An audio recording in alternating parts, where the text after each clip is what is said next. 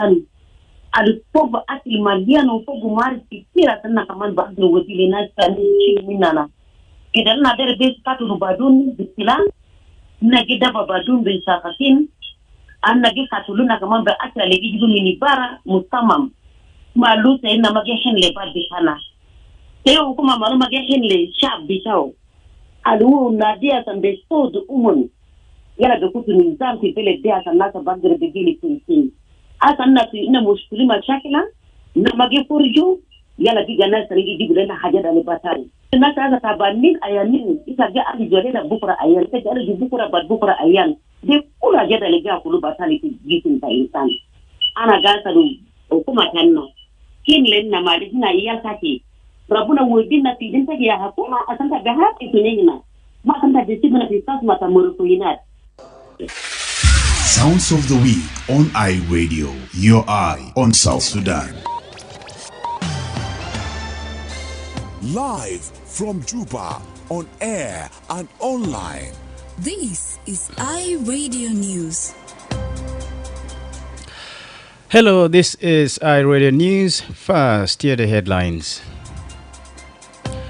Vice President and Chair of the Economic Cluster, Dr. Benjamin Bolmel, has held talks with the U.S. Ambassador to South Sudan, Michael J. Adler, on strengthening economic cooperation between the two countries. The Ministry of Humanitarian Affairs has announced the immediate start of food airdrops to displaced populations in inaccessible areas of Ulang and Nasir counties, which were recently affected by military operations. And authorities in Upper Nile State have seized about 500 weapons in an ongoing house-to-house search for illegal firearms in Malakal, aimed to restore peace and security in this town. This is stories and more coming to you in this news bulletin with me, Lasuba Memo, and now the news in detail. Vice President and Chair of the Economic Cluster, Dr. Benjamin Bolmel, has held talks with the U.S. Ambassador to South Sudan, Michael J. Adler, on strengthening economic cooperation between the two countries. The meeting, which also included the Minister of Foreign Affairs and International Cooperation, Monday Simaya Kumba, focused on deepening strategic investment partnerships and building on the long-standing ties between South Sudan and the United States. According to a statement seen by iRadio, Dr. Bolmel expressed deep appreciation for Washington's continued support from the liberation struggle to the ongoing efforts in building the nation. Speaking to state broadcasters SBC, the Vice President's office reiterated the government's commitment to a stronger, more prosperous partnership with the U.S. Oyiti Ajawin, the press secretary in the office of the Vice President, says, Benjamin Bolmel met with His Excellency Michael Adler, Ambassador of the United States of America to South Sudan. Both the Vice President and the American Ambassador discussed in detail cooperation deals in terms of strategy and investment. More importantly, they understood the fact of mutual beneficial economic partnership that would lead to a beneficial understanding between the two nations. The press secretary in the office of the Vice President said in a Facebook post that the United States continues to play a critical role in humanitarian assistance, including food aid, clean water, healthcare, education, and protection services for millions across South Sudan. Dr. Bolmel stressed that greater economic engagement with the U.S. would open new opportunities in trade, infrastructure, agriculture, healthcare, education, and job creation as key priorities in South Sudan's National Development Plan. The office also reaffirmed that President Salva Kiir's administration remains committed to securing international partnerships that bring tangible benefits to the people of South Sudan. The Ministry of Humanitarian Affairs has announced the immediate start of food airdrops to displaced populations in inaccessible areas of Ulang and Nasir counties, which were recently affected by military operations. The two counties were recently affected by military operations, including National Army forces and local armed youth, which resulted in the casualties and the displacement of civilians.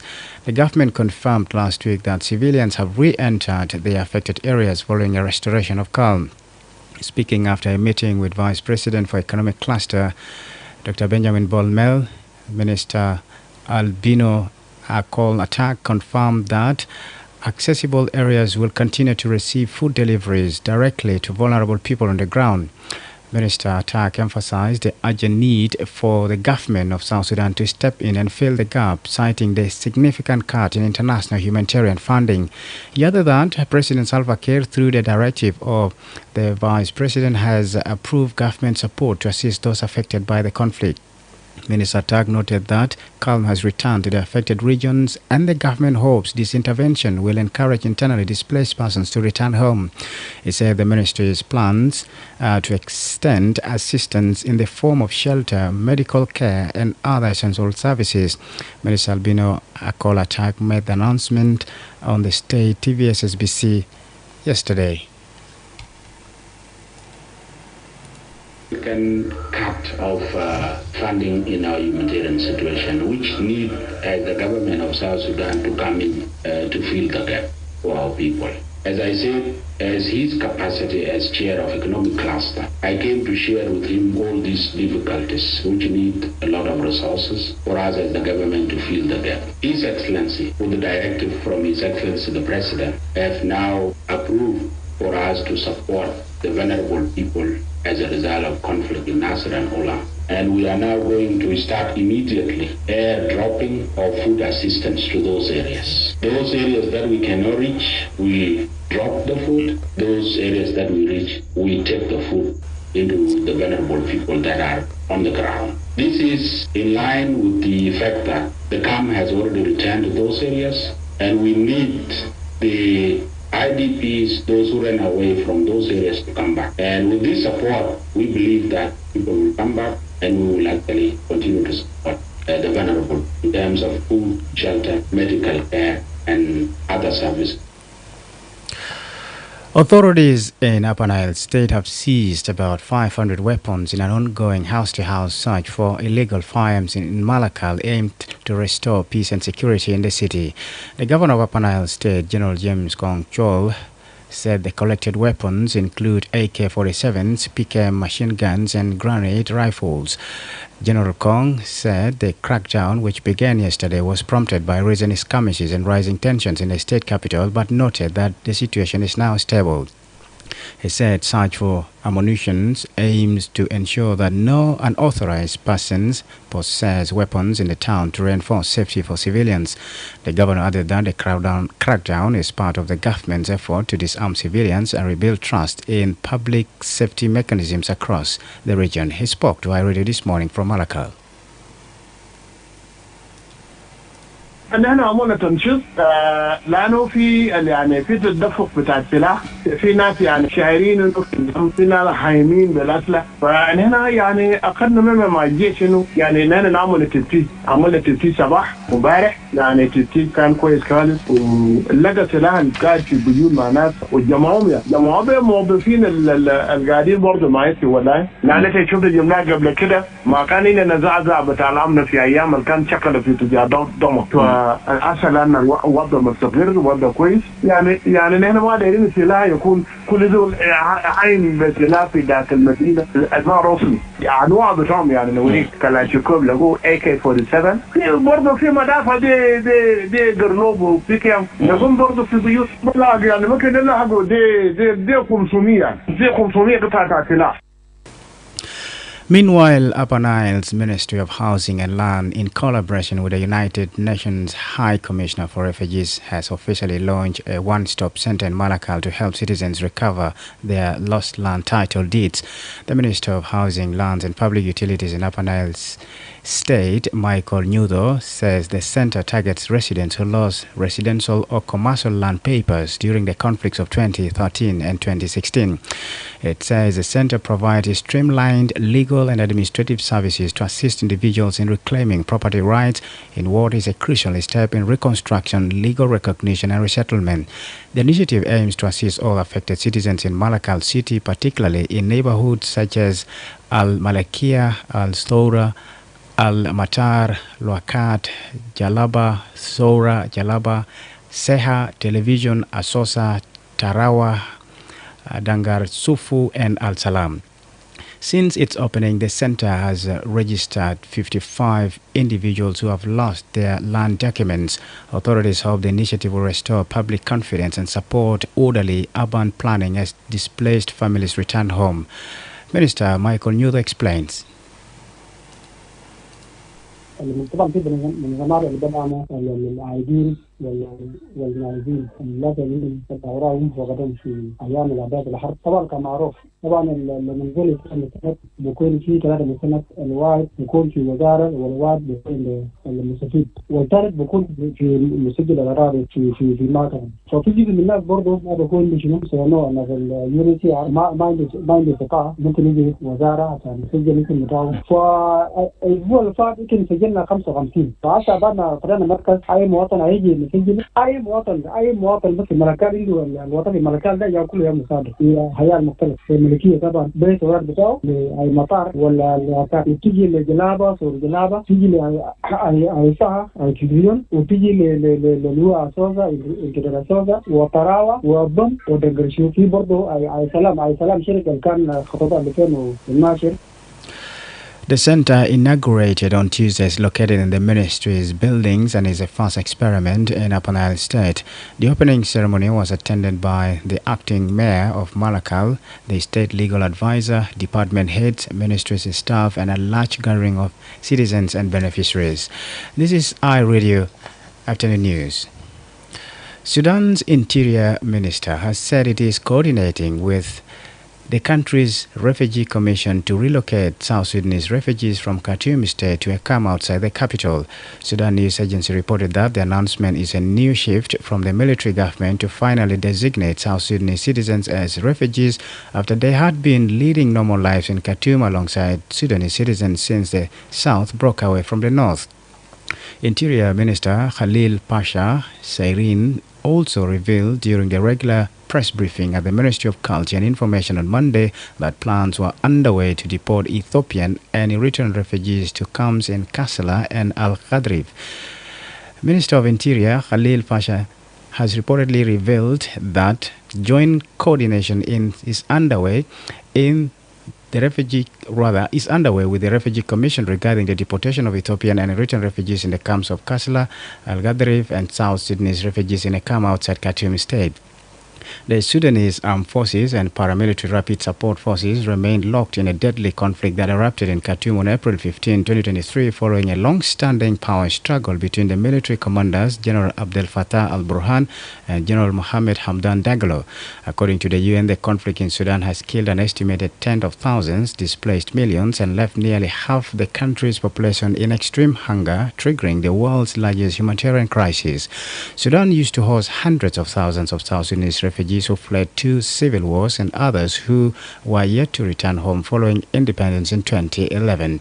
However, when Sudan also descended into conflict, many of them returned from Khartoum and camps in White Nile State, Al Jazeera, and Sennar states. Data published by UN agencies IOM and UNHCR indicate that over 1 million people, including refugees and returnees, have arrived in South Sudan, having fled the conflict in Sudan. Most of the 1 million displaced people are South Sudanese nationals. The mobile court in Unity State's Lair Town has delivered verdicts in 3 cases involving murder, rape, and forced marriage. That's according to the state police spokesperson. Captain John Malieth confirmed that the rulings were handed down on Monday as part of ongoing judicial efforts to deliver justice in remote areas of South Sudan. The police spokesperson said the court sentenced a man convicted of murder to 6 years in prison and ordered him to compensate the victim's family. In the second case, Captain Malieth said an accused person received a 7-year prison sentence of defilement and was instructed to pay 2 cows to the victim's family as traditional compensation. He said the third case was of a perpetrator sentenced to 3 years in prison for forced marriage and also required to pay 2 cows in compensation. Yeah, that is the convicted. This was started yesterday. Because it's all these times we are still in the hearings and many cases are still in the hearing.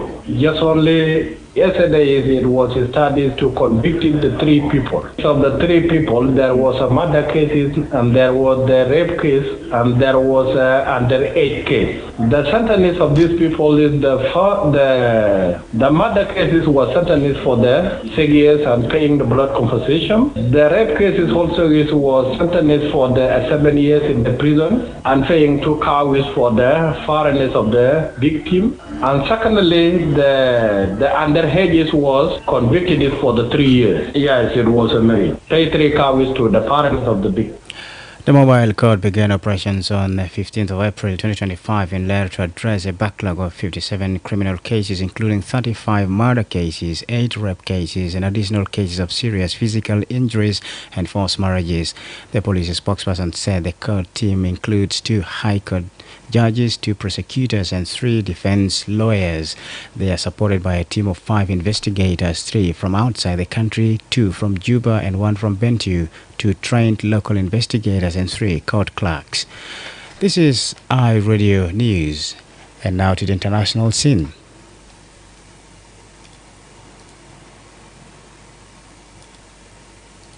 Good afternoon, and now here are some of the stories trending in the region and across the globe. The World Food Programme suspended malnutrition treatment for 650,000 malnourished women and children in Ethiopia this week due to severe funding shortages, the UN agency said, with millions more at risk of losing access to aid. WFP gets financing from 15 to 20 donors, including the United States, but many of them have cut funding this year, said Zlatan Milisek, WFP country director in Ethiopia. The agency has received the exemptions from U.S. President Donald Trump's aid freeze that has disrupted humanitarian work around the world, he added, but little for 2025 so far. Elsewhere, shock and anger are growing after gunmen killed 26 tourists in Indian-administered Kashmir, with reports suggesting that some of those wounded are in critical condition. The attack happened on Tuesday in Pahalgan, a Himalayan town famous for its stunning valleys. There has been no official confirmation yet on who carried out the brutal attack, but some media reports say a group linked to Pakistani-based organization Lashkar-e-Taiba may have claimed responsibility. Finally, Tesla boss Elon Musk has pledged to significantly cut back his role in the U.S. government after the electric car firm reported a huge drop in profit and sales for the start of this year. Musk has led the newly created advisory body, the Department for Government Efficiency, since last year, putting the world's richest man at the heart of cutting U.S. spending and jobs.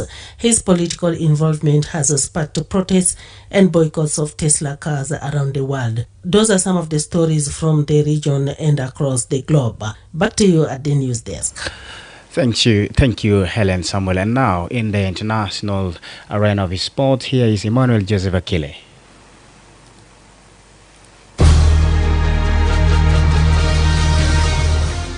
Gold Stars secured a spot in the semi-finals of the South Sudan Cup after edging Koryombor 1-0 in a closely contested match yesterday at Juba National Stadium.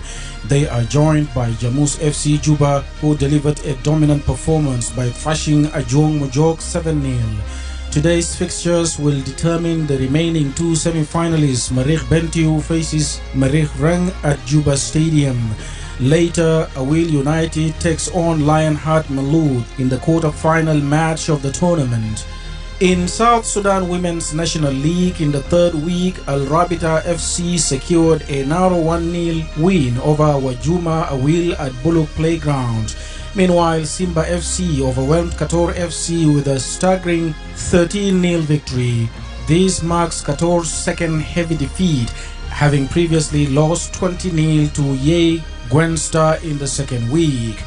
In La Liga, Dani Olmo scored the decisive goal as Barcelona dominated Mallorca to extend their lead at the top of La Liga. The Spain midfielder scored 41 seconds into the second half after Barcelona failed to score with any of the 24 shots they took in the first half. In Premier League, Nunes scored in the 94th minute to give Manchester City a priceless victory over fellow top 5 contenders Aston Villa at Etihad Stadium and move third in the battle for a Champions League place. In basketball, Luka Doncic scored a game-high 31 points for the Los Angeles Lakers as they beat the Minnesota Timberwolves 49 to 85 points to level their Western Conference first-round playoff series at 1-1. Doncic sank 16 of his points in the first quarter as the home side started strongly, and his overall performance also included 12 rebounds and 9 assists. LeBron James added 21 points to the Lakers tally as he also registered 11 rebounds, while teammate Aston Reeves contributed 16 points. That's all from the world of sports, and back to you, Lasuba Memo. Thanks, Emmanuel Joseph Akile. This is iRadio News, and to end this bulletin, here's a recap of the headlines. Vice President and Chair of the Economic Cluster, Dr. Benjamin Bolmel, has held talks with the U.S. Ambassador to South Sudan, Michael J. Atla, on strengthening economic cooperation between the two countries. The Minister of Humanitarian Affairs has announced the immediate start of food airdrops to displaced populations in inaccessible areas of Ulang and Nasir counties, which were recently affected by military operations. And authorities in Upper Nile State have seized about 500 weapons in an ongoing house-to-house search for illegal firearms in Malakal, aimed to restore peace and security in the city. That's the end of our radio news. If there is a story or an event you'd like our radio to cover or report about, please send us a text message at +211 925 287 It's also our WhatsApp number. Follow us on X at iRadio Juba, like our Facebook page iRadio, subscribe to our YouTube channel at iRadio South Sudan. You can also visit our website and listen to us online at www.iradio.org. Stay tuned for the news in Arabic at 1:30. I am Lasuba Memo. Thank you for listening.